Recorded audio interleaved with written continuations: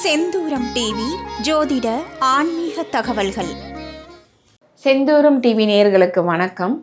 இப்போ நம்ம ஒரு 12 ராசிக்குண்டான தெய்வ பரிகாரங்களை நம்ம கொடுத்துருக்கோம். நம்ம இதில் ஒரு ராசிக்காரர்களுமே இந்த நம்ம கொடுத்த அந்த பரிகாரங்கள் தெய்வ பரிகாரங்கள், அதாவது நீங்கள் எத்தனையோ கோவிலுக்கெல்லாம் போயிருப்பீங்க, செஞ்சுருப்பீங்க. ஆனால் ஒரு ராசிக்குண்டான தெய்வம்னு கூட ஒன்று இருக்கு இல்லையா?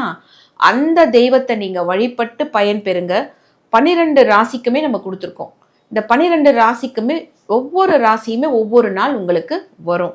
அந்த ராசிக்காரர்கள் இந்த பரிகாரத்தை, தெய்வ பரிகாரத்தை நீங்கள் பயன்படுத்துங்க, வெற்றி பெறுங்க. கட்டாயம் வாழ்க்கையில் ஒரு முன்னேற்றத்தை நீங்கள் பார்ப்பீங்க.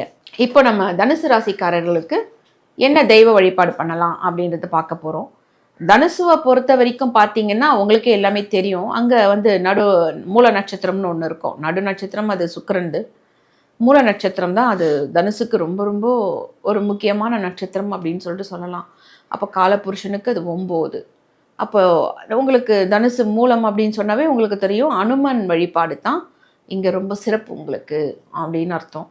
அனுமன் வழிபாடு என்ன பண்ணலாம் அப்படின்னு சொல்லிட்டு பார்க்கும் பொழுது, அனுமனுடைய ஸ்தோத்திரம் சொல்லலாம், காயத்ரி சொல்லலாம். ஒரு 11 முறை 9 முறை எப்படி நீங்கள் காயத்ரி, அனுமனுடைய காயத்ரி சொல்கிறது, அனுமன் சால்சா படிக்கிறது கூட ஓகே தான். இது படிக்கிறீங்கன்னா உங்களுக்கு ரொம்ப நல்லது தான். அதே மாதிரி பார்த்திங்கன்னா, நீங்கள் சனிக்கிழமை அனுமனுக்கு வெண்ணெய் சாத்துறது, வடமாலை, அதாவது ஒரு 3 மாதத்துக்கு ஒரு வாட்டி வடமாலை சாத்தி ஒரு அர்ச்சனை பண்ணிக்கிறது. இப்படி அனுமன் வழிபாடு இவங்க பண்ண ஒரு வெற்றி. அப்போ ஆஞ்சநேயர்னாவே விக்டரி அப்படின்னு நம்ம சொல்கிறோம். விக்டரிக்கு பேர் போனவர் தான் ஆஞ்சநேயர். அப்போ வெற்றின்னா அவர் தான். வெற்றியை வாங்கி கொடுப்பவர் அனுமன் அப்படின்னு அர்த்தம். அப்போ இந்த அனுமன் வழிபாடு நீங்கள் செய்ய உங்கள் வாழ்க்கையில் முன்னேற்றத்தை நீங்கள் பார்க்கலாம். அடுத்தது இந்த தனுசு ராசிக்காரர்கள் என்ன பண்ணலாம் அப்படின்னா, நாய்க்கு பிஸ்கெட் வாங்கி போடலாம். இந்த நாய்ங்க திருநாய்ங்கள்லாம் இருக்கு இல்லையா, இங்கே இவங்களுக்கெல்லாம் ஒரு பிஸ்கெட்ஸ் வாங்கி போடுறது ஒரு நல்ல ஒரு பலனை இங்கே கொடுக்குது. அடுத்தது பார்த்திங்கன்னா, எங்கன்னா யாகம் நடக்குதான்னு பாருங்கள். கோவிலுங்களில் விசேஷ நாட்கள்லாம் யாகம் நடக்கும். அந்த யாகத்துக்கு நீங்கள் நெய் வாங்கி கொடுக்கணும்.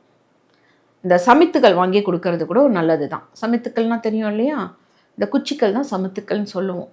அப்போ அரச சமைத்து இருக்கதா குச்சிக்கள் என்ன உங்களுக்கு தோணுதோ அந்த ஏதாச்சும் அந்த சமைத்துக்கள் வாங்கி நீங்கள் யாகத்துக்கு கொடுக்கும் பொழுது ஒரு நல்ல முன்னேற்றம் கிடைக்குது.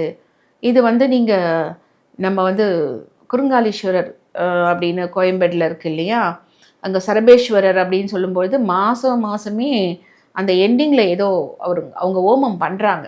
1 வாரமோ 2 வாரமோ ஓமம் பண்ணுறாங்க. அங்கே கூட போய் நீங்கள் இதை வாங்கி கொடுக்கறது ரொம்ப சிறப்பாக இருக்கும். நெய்யும் அந்த சமைத்துக்கள்லாம் வாங்கி கொடுக்கறது உங்கள் வாழ்க்கைக்கு ஒரு முன்னேற்றத்தை கொடுக்குது அப்படின்னு சொல்லலாம். இந்த தனுசு ராசிக்காரர்கள் கட்டாயம் ஒரு வாட்டி அல்லது ஒரு வருஷத்துக்கு ஒரு வாட்டி ஆச்சும் தனுஷ்கோடி செஞ்சு போயிட்டு வரணும். அங்கே தனுசுனாவே தனுஷ்கோடி தான். ஏன் அப்படின்னா, இந்த தனுசு அப்படின்னா ராமர் போர் புரிந்த இடம்தான் தனுசு. அப்போ இங்கே தனுஷ்கோடியை இவங்க பார்த்துட்டு வர இவங்களோட தடைகள் எல்லாம் அங்கே நீங்குது அப்படின்னு அர்த்தம். இன்னைக்கு நான் சொல்லக்கூடிய இந்த பரிகாரங்களில் ஒவ்வொரு பரிகாரமே ஒவ்வொரு ராசிக்காரர்கள் செஞ்சு பயன்பெறுங்க. நம்ம சேனலை சப்ஸ்கிரைப் பண்ணுங்கள், பெல் பட்டனை ப்ரெஸ் பண்ணுங்கள், லைக் பண்ணுங்கள், ஷேர் பண்ணுங்கள், சப்ஸ்கிரைப் பண்ணுங்கள்.